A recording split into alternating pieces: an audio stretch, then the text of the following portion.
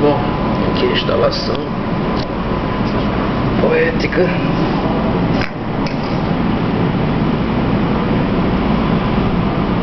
Supostamente usando a lupa alguém veria.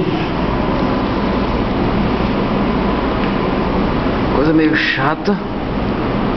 Use a lupa, se a vista não alcança,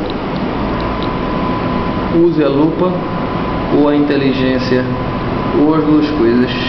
Acho que foi meio grosseiro aqui. Aqui tem pó, essas fitas.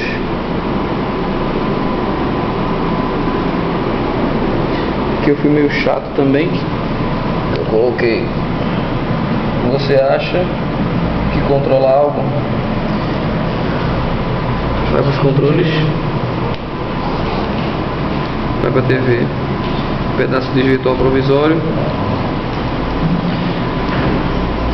o último pedaço de virtual provisório está aqui, e o quadro, a máquina, está aqui. Local altamente obscuro.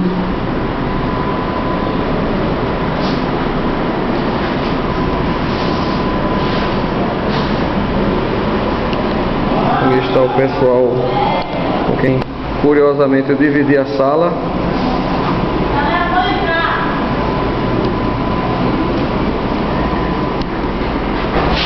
E aí o registro surreal da instalação.